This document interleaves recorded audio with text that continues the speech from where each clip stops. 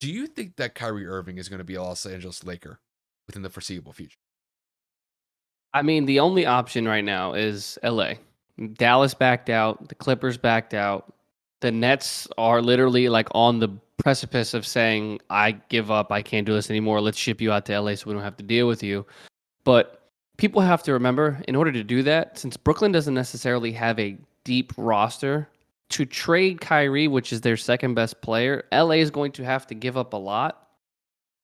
Whether or not that's a swap for Russ, are Russ and KD going to play any better? Does this mean KD is going to leave if Kyrie leaves? Does this mean that Brooklyn's going to be broken into pieces? Does this mean LA is going to have to trade away pieces to acquire Kyrie? They don't really have draft picks. Are they going to have to trade away, some of their other pieces that are, I guess, solid for them, like Malik Monk in a package deal with Taylor Horton Tucker? I don't know. Kyle knows the roster better than I do, but I'm just looking at this from an overall business perspective. Yes, is Kyrie Irving one of the best players in the NBA? Absolutely. But you already have to worry about Braun's going into year 20. He has been injury ridden the last couple of seasons. Unfortunately, Father Time has just caught up to him. I'm not saying he's injury prone, but he's missed significant time, more so than he has in his career in the last 3 years since he's gotten to LA. Anthony Davis is a walking piece of glass. So he misses time every year, at least a minimum of 20 some odd games. Now you're talking about a guy that's missed 127 games in 3 seasons. Do you really need another guy that you're going to have to pay upwards of 35 plus a year on this roster? Whether or not it's going to happen is irrelevant. I'm saying it from the perspective of, does it make sense?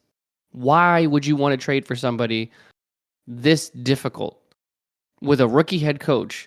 Just because LeBron James is his teammate doesn't mean LeBron is going to be able to keep him under control. Remember, Kyrie wanted to leave to be on his own to do his own thing when he left Cleveland.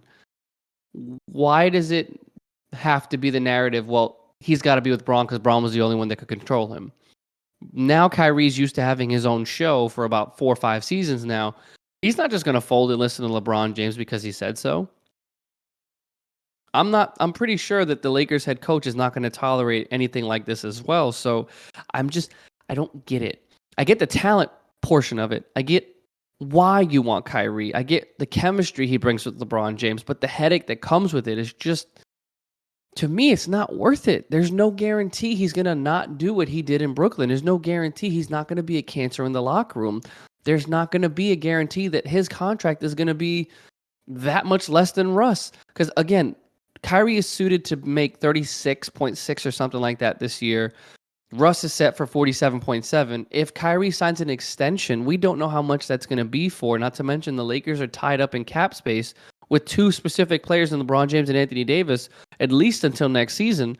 And you got Russell's on the books right now. So if you were to trade that away, you're just basically getting a player back that's going to save you maybe $8-9 million in total of the books.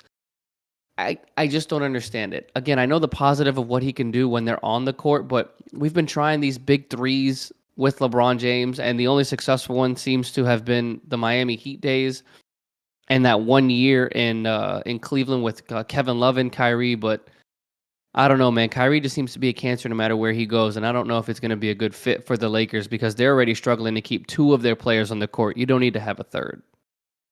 Well, to me, like, just to be fully transparent, as a Lakers fan, I mean, I'm skeptical of the idea of, Kyrie Irving coming into the fold.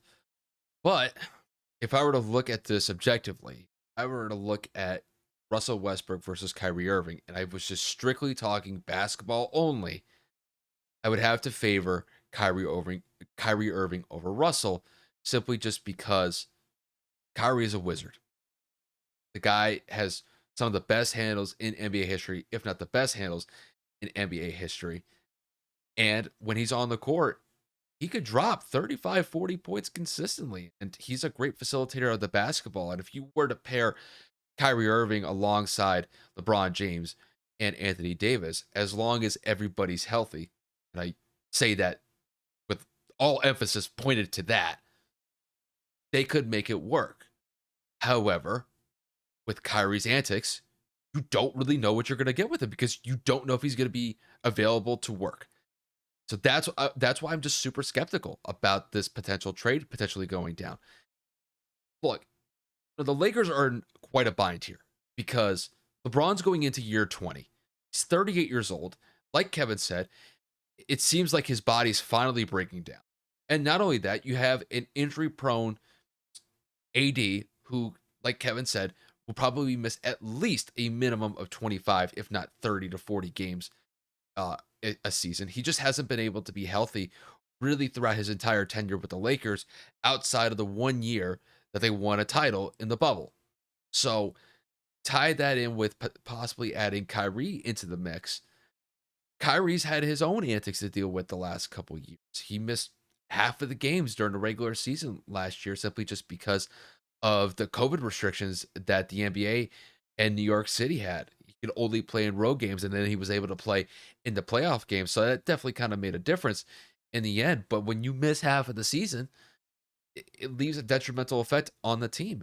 Not only that, he's basically said it in the past where he's become very involved in local politics. He's missed games because of having meetings with local politicians or local activist groups. And not to say that Kyrie can't do those things, but when you're missing work because of those things, it definitely becomes a red flag as far as just your overall availability uh, to be able to go out and work. And when I look at a potential trade that the Lakers could put together to try to get Kyrie Irving, I mean, you're definitely looking at Malik Monk getting traded. You're probably looking at Taylor Horton Tucker getting traded. I'd probably say a bevy of draft picks for the next couple years are going to have to go. Maybe you could get Kendrick Nunn off your books. I mean, you're looking at least three players and probably 3 to 4 draft picks that you would have to send to Brooklyn to make this deal work. And that's just off just the top of my head, just looking at this objectively. And there's no guarantee that that would be enough capital to send to Brooklyn to be able to get Kyrie back in return. It just seems to me, when I look at this possibility going down, I think it would actually put the Lakers more in a hole just because I don't think it's going to work. And maybe, I guess if you were to look at this just if it's a point guard swap for Kyrie and Russell Westbrook, I still think that the Lakers are going to have to give up some other pieces, like I just mentioned, with Kendrick Nunn, Taylor Horton Tucker, and maybe Malik Monk. So I don't really know if this is going to go down, but it really seems like there's a lot of momentum generating towards Kyrie possibly going to the Lakers. Now, does that mean that Brooklyn can't solve the issues that's going on between their front office and Kyrie? No, they could definitely solve these issues and possibly get Kyrie back in the fold for Brooklyn next year to go alongside Kevin Durant. So it's not like this thing is dead in the water and Kyrie's going to be on his way to LA just because we're saying it. But there's definitely a lot of speculation right now about Kyrie's availability with the Nets. And it does seem like to me, out of all the teams that have been mentioned, like Dallas, um, the Lakers, the Clippers, it definitely seems like the Lakers are the one that are probably going to push the heaviest to try to get Kyrie into the fold. But I don't know if it makes them like immediate contenders just because LeBron's getting old. Anthony Davis is never healthy. And we don't know if Kyrie's going to be on the court for whatever sort of reasons that he may come up with. So overall, I'm skeptical about the impact that this would bring. But does it make the Lakers viable in the Western Conference? Yeah, maybe if that trade were to go down. But we'll kind of see how this thing plays out in the next couple of weeks or so. But it would be interesting to see if the Lakers were to bring in Kyrie into the fold.